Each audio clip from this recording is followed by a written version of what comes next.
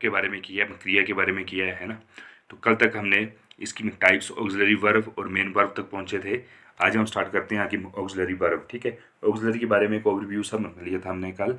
तो friends, auxiliary verb basically आपकी क्या है, हेल्पिंग वर्ब। ठीक है, इस चीज़ को याद रखिए, हेल्पिंग वर्ब को ही ऑक्सिलरी वर्ब बोलते हैं। और ऑक्सिलरी वर्ब का यूज़ किया जाता है with main verb to explain that something exist और हैपन्स। ठीक है, अब यहाँ पर आप एक एग्जांपल आप देख सकते हैं। ठीक, Amit is jogging regularly to reduce fat. तो फ्रेंड्स, जॉगिंग आपकी मेन वर्ब है और इज हेल्पिंग वर्ब या ऑक्सिलरी वर्ब है। तो simply auxiliary verb main verb को सपोर्ट करती है to explain the something happens और समथिंग एग्जिस्ट। ओके, आगे मूव करते हैं मेन वर्ब। ठीक है, तो friends, main verb, whenever a sentence describes some action there has to be a main verb in the sentence। जब भी कोई सेंटेंस किसी एक्शन को डिस्क्राइब करता है वहाँ मेन वर्ब एग्जिस्ट करती है सेंटेंस में। द मेन वर्ब एक्सप्रेसेस और describe the principal action. Okay friends, this is important. जो मेन वर्ब है वो एक्सप्रेस करती है द प्रिंसिपल एक्शन, जो मुख्य एक्शन है। Okay, being done by the subject, जो मुख्य एक्शन, प्रिंसिपल एक्शन सब्जेक्ट द्वारा किया गया है, कर्ता द्वारा जो मुख्य कर्म किया गया है, उस मुख्य कर्म को डिफाइन करने के लिए मेन वर्ब का यूज किया जाता है। Okay, it tells about the basic purpose of the sentence. Basically जो मेन वर्ब है वही आपको बताती है कि आपकी जिंदगी का, आपके वाक्य का मुख्य पर्पस क्या है। ओके, अब let us understand with help of some example. Okay, he was travelling in the cold weather. यहाँ देखिए मुख्य एक्शन क्या है, मुख्य एक्शन है वो कांप रहा है। ठीक है, तो मेन वर्ब है यहाँ पे फ्रेंड्स आपकी travelling. It tells about the main idea and action of the sentence. देखो, अगर हम ट्रैवलिंग वर्ड को यूज ना करें तो main theme of the sentence और जो मेन एक्शन हो रहा है उसके बारे में हमें पता नहीं चलेगा। इसलिए main verb defines the principal action. Okay, and it tells what action is being done by the subject. And main verb simply बताती है सब्जेक्ट क्या एक्शन कर रहा है, जो करता है वो क्या कर्म कर रहा है।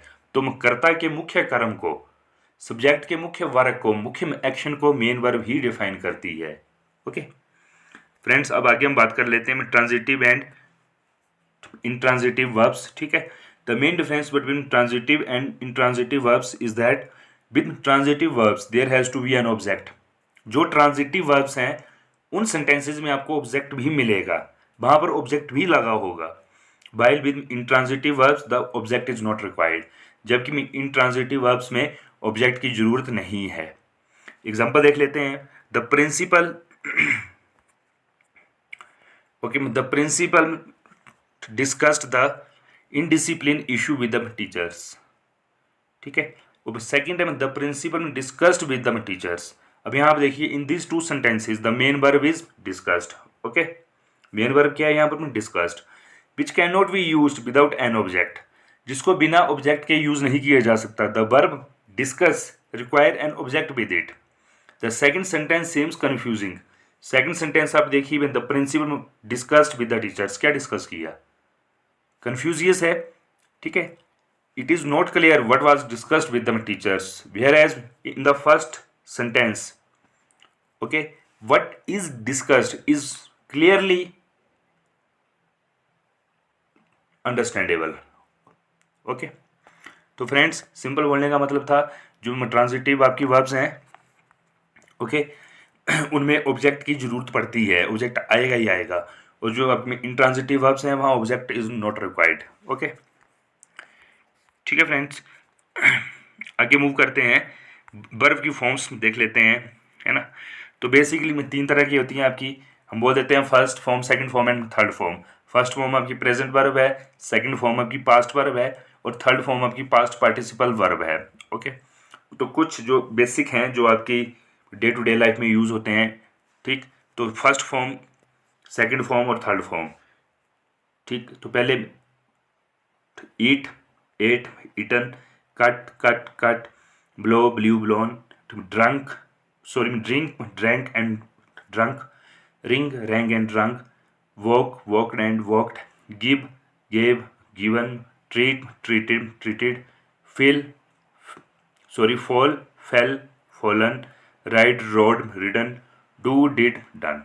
ठीक है, तो बेसिकली ये आपकी फॉर्म्स ऑफ वर्ब्स हैं जो कि यूज़ होती हैं, ठीक है, बेसिक हैं। आगे हम डिटेल में जब हम मल्टीपल चॉइस क्वेश्चंस का हम सेट हम लेकर आएंगे तो उस टाइम हम देखेंगे how to fill the correct form of verb and how to supply the correct form of verb into the fill up. Okay, आगे मूव करते हैं फ्रेंड्स हम फ्रेजल वर्ब्स में, ठीक है।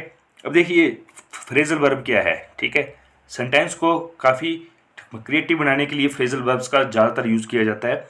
व्हेन एन एडवर्ब और अ preposition is combined with a verb then the whole term gives a new meaning। जब हम एक एडवर्ब या एक preposition को कंबाइन कर देते हैं किसी वर्ब के साथ तब a whole terms gives a new meaning, तब पूरा सेंटेंस का मतलब ही चेंज हो जाता है। जो वो टर्म बनती है आप एडवर्ब और preposition प्लस वर्ब करके उसका मीनिंग ही अलग हो जाता है, ठीक है। ऐसी जो वर्ब्स हैं उसको बोलते हैं phrasal verbs. Okay, for example break down, get upset. देखिए ब्रेक और डाउन, गेट अपसेट, ठीक है। Here the verb break is combined with the preposition down. Break verb है ना, ब्रेक, ब्रोक और ब्रोकन, तो ब्रेक कंबाइंड कर रही है आपकी प्रेपोजिशन के साथ डाउन।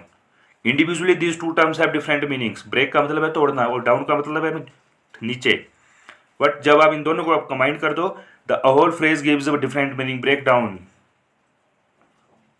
ठीक है, गेट अपसेट, ठीक है। Similarly these types of verbs when adverb or a preposition combined with a verb that is called phrasal verb। Okay, कुछ इंपॉर्टेंट फ्रेजल वर्ब्स की हम लिस्ट हम देख लेते हैं।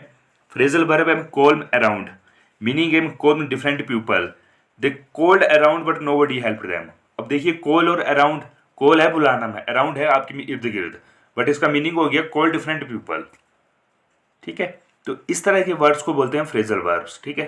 सेंटेंस को और अट्रैक्टिव बनाने के लिए इनका यूज़ किया जाता है ना, मीनिंगफुल बन जाते हैं। आगे हम देख लेते हैं अपना नेक्स्ट एग्जांपल, ब्रेक इनटू। इसका मतलब वो एंटर फोर्सिबली, जबरदस्ती घुस जाना। The thief entered into the house, sentence में, ठीक है।